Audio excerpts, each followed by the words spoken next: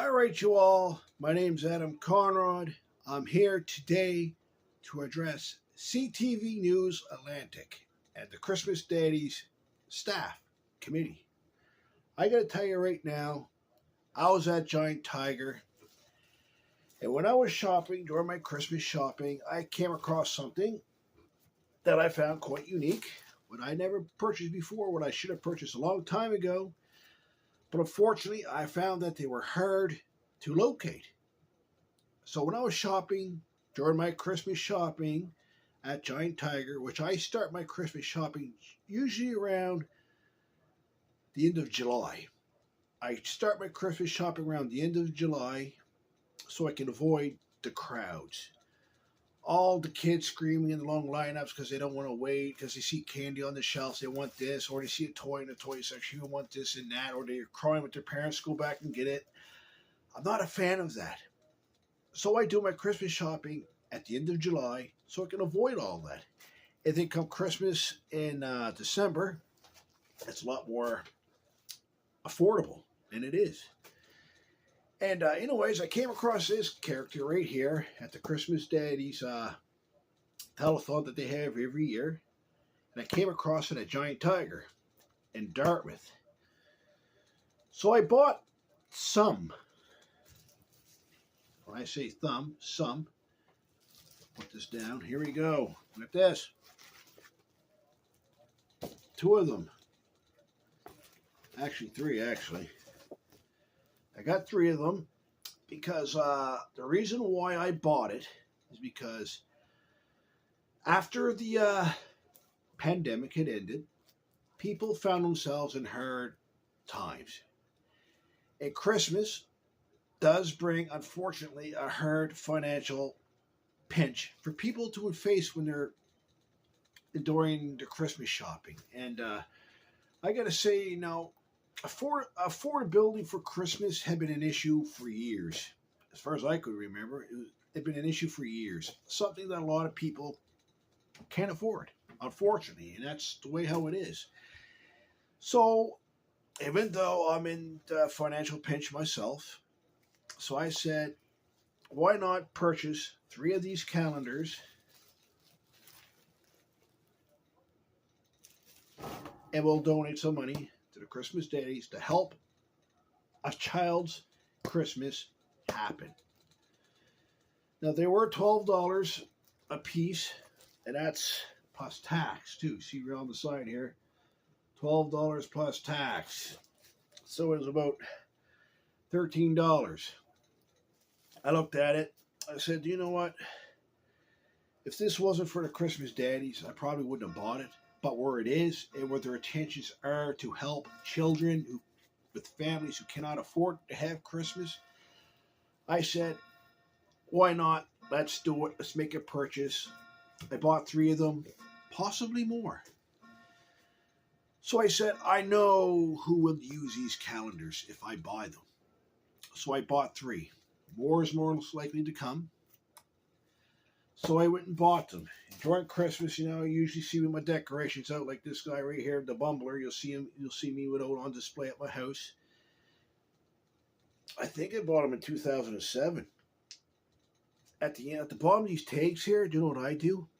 I mark the year down when I bought them because it shows you how old they actually are as the years go by. And that's because I like to see my Christmas stuff age, because that's the whole meaning of Christmas. Don't you ever notice it? You go to a family member's door, you'll see ornaments on their trees, and they'll say, well, that ornament's as old as the hills, they'll say. And I had a relative tell me, he said, Adam, that ornament was on the tree since I was 2 years old, and here it is, 2024.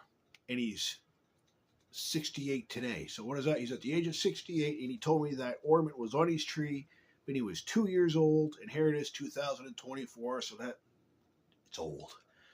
So I bought this guy in 2007. See, I mark right there on the bottom of the tag. You sit them down, you don't see it, and it shows you how old your Christmas stuff really is, and that's what I like about Christmas. Even though the Bumbler, he's getting muddy, shady now, dirty, they're hard to clean. So I put them away in a box each at the end of each Christmas, and I bring them out, and everybody recognizes the Bumbler from the Rudolph the Red-Nosed Reindeer stop motion movie. I have it. That's one of my favorite Christmas specials, and that's why that's one of the things I like about Christmas. You can bring out your old Christmas ornaments, your old Christmas characters, whatever you want to call them, and you can watch them age as time goes on, including, unfortunately, us ourselves get older as time goes on. And during the years gone by, I remember coming across the Christmas Daddies when I was, 2 years old. I was living in an apartment, duplex in Cole Harbor. And it was close to Christmas. It was in December, and I always was stuck around the TV wanting to watch cartoons. And the Christmas Daddies came on. I always thought it was a Christmas cartoon done by CTV News Atlantic. So my mother put it on, and I watched it. For me as a kid back then, it was disappointing of seeing it as a telethon rather than expecting it to be a cartoon, a Christmas special. It was a Christmas special, but it's a telethon for children who cannot afford to have Christmas because their parents just can't afford it. And there's a lot of truth to that. Especially here in Nova Scotia, things didn't get for the better, things got for the worst. Today, people, their main focus is paying your power bill, your rent, because Halifax has a serious housing crisis, which has been ignored for years. So now you get families focusing on their power bill, groceries on the table, and their affordability for rent. And that's not including, your cable, if you want cable, your internet, which most people go to, the internet instead of the cable. And they're focused on the new technology with smartphones. I got a smartphone, but I prefer my laptop instead because I like to make short videos, short films and stuff. I like that. Those film editing features on my computer so I can make short films, And that's what I do. And unfortunately, all the money that CTV News Atlantic raises with Christmas Daddies Telethon, unfortunately, there are still children out in our Atlantic region that still goes without Christmas. They don't get access to the Christmas Daddies funds like they would hope because there's just not enough money to go around, unfortunately. And I would say that problem has been going on for years. But, Christmas can be a difficult time to celebrate because not everybody can afford Christmas, unfortunately, And I knew a child back in the day. I was about early 20s. I knew a family. There was a woman with a child, a single mother, divorced mother, She applied for the Christmas Daddies for her son to access for a Christmas gift for Christmas. But unfortunately, CTV Atlantic couldn't honor them because the money was handed out. They picked who they were going to serve or honor. But unfortunately, his child was not in that list. He was left out. And the mother had stated, if it wasn't for this person's family, they actually would have woke up on Christmas with nothing under the tree, unfortunately. And I often tell people, in spite of the Christmas holidays, the grief, the stress, the anxiety that it can cause, because it can, if you can help a family with even a chicken, even if you can go to the dollar store, help them out somehow to help their kids have a Christmas, do that. If you can help the Salvation Army with donations to reach out to families who can't afford Christmas, if you can afford it, do it. But unfortunately, Christmas can cause a lot of anxiety and stress. Now, I want to get to something when I was going to get a hold of Roxanne Robinson, who is the coordinator for the Christmas Daddies Telethon at CTV News Atlantic. I was going to bring an idea for her for the Christmas Daddies to look at, because everybody knows I'm known for riding a mountain bike. Then you would say, well, what would riding a mountain bike do any good for the Christmas Daddies telethon?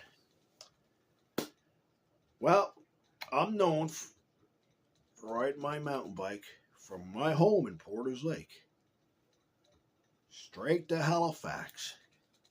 And I done it. I was on the CTV News Atlantic's competitors' news channel, their news story one day. When the Halifax transit buses went on strike, I had to go to the QE2 in Halifax because I had a lifelong battle with epilepsy, and their hopes were that I had defeated epilepsy. And I did. I outgrown it. That's how you beat epilepsy, by outgrown it.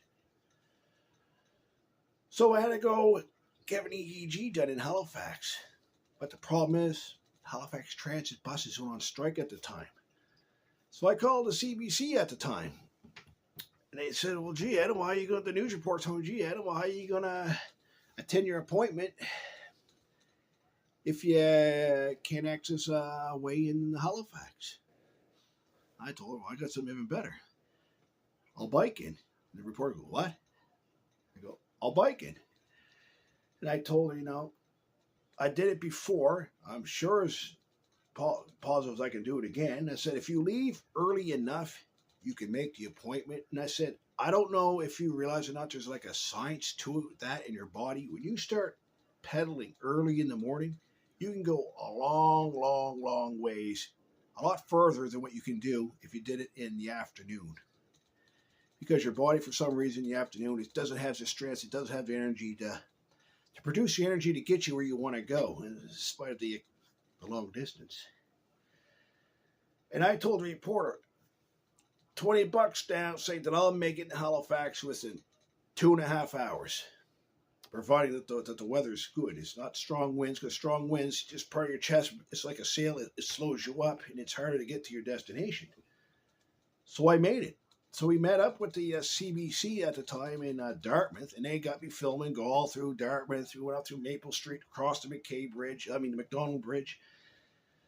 And I ended up at the QE2. They couldn't get over what they seen. He actually did it. They said, I can't believe that man actually did that. And I did it. And that's what I was wanting to do with the Christmas Daddies. I looked at it, and I said, if we can get the funds, is it possible that we can raise money for me to bike for charity for the Christmas Daddies from Porter's Lake in my house in Porter's Lake to Roby Street in Halifax at the CTV News Center?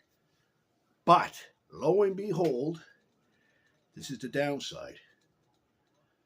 Halifax in the downtown core has a serious bike theft issue that's going on currently. And on October 30th of this year at 3:30 in the afternoon, I parked my bike in front of Scotia Square, right in front of City Hall, on this, where the Bell Glass is, where the food court is outside. I parked my bike at the bike lock, and I went inside Scotia Square. So I come back around 5 o'clock. I was killing time. I was supposed to meet somebody at Scotia Square. My bike's not there. And the problem is, the bike was a $1,200 mountain bike. We got a picture of it. Show the picture. Show it. There it is. According to the security staff, and the Halifax police had gotten this video from Scotia Square security, the officer and the security guard told me, he said, Adam, you only left that bike for 5 minutes, and guess what? They took it. And I said, how can you just walk away with a bike without people seeing it? Don't look, something wrong with this picture. I said, either they came equipped or the lock failed. And I said, with the financial burden going around us, with the high cost of inflation, you're going to buy what your affordability abilities are. So according to the police officer, the lock failed. So I goes, all right, so you know what that means? We don't go to Halifax no more. It's not rocket science, because I said I parked my bike thousands of times at Dartmouth Crossing, Tacoma Drive in Dartmouth. The worst of places in Dartmouth, Gaston Road, North End, Dartmouth. Never been touched. Nobody even went around it. But you go to Halifax, in a well-populated area at Scotia Square, the bike's stolen within 5 minutes after I left it. So,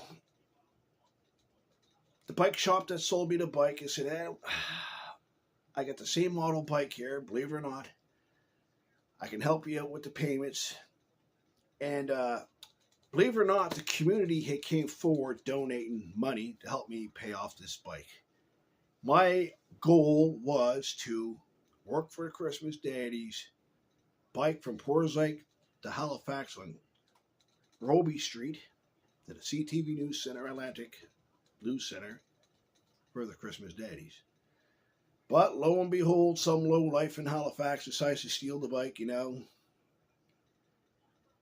Caused a lot of delays. And unfortunately, this Christmas, it did cause setbacks. And during this Christmas, my nephew, my two nieces and stuff, they like to have what they would like to have from yours truly. But because of this dough hit off the side here, unfortunately, there's just cuts that are going to be made. But me being me, it's not going to end Christmas. So that was my pitch for this year for the Christmas Daddies. But unfortunately, we can't do that without my good bike. I got another bike, but that's not the one I prefer to have. I like to have something where I'm comfortable with and I'm happy with, and I can fit on it right so I can do what I need to do.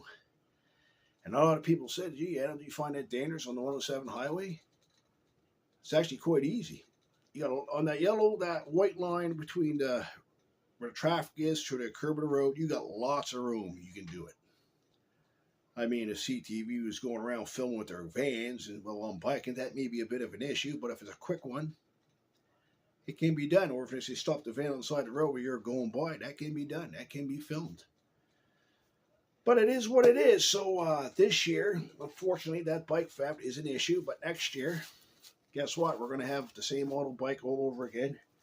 I had got a news release from the Halifax Regional Police. Mayor Andy Fillmore, he'd been on this because this here got his staff mad because it was right in front of their faces pretty much how the bike got stolen. And they were very active on this. They're very helpful on this. And there had been a release that several stolen bicycles were recovered and scooters that were recovered from underneath the McDonald Bridge for some reason. Somebody was stealing bikes, trying to resell them, and I guess, according to the news release, that the Halifax police had recovered a series of stolen bikes and scooters underneath the McDonald Bridge in that vicinity. And the bikes were recovered and relocated. After lost is found, wherever the Halifax police's lost is found is, and they encourage people, if it's their bike, come identify it, come get it. And if it don't, then they'll auction it off. But that's what I was told. But anyways, it is what it is. But Roxanne Robinson, if you're interested in my pitch that I just brought to you, let me know. And we'll go from there. So we got these Christmas calendars this year from Giant Tiger, Dartmouth. I keep calling Giant Tiger in Dartmouth, Halifax for some reason, but it was in Dartmouth. And I bought 3 of them. We'll try to get more.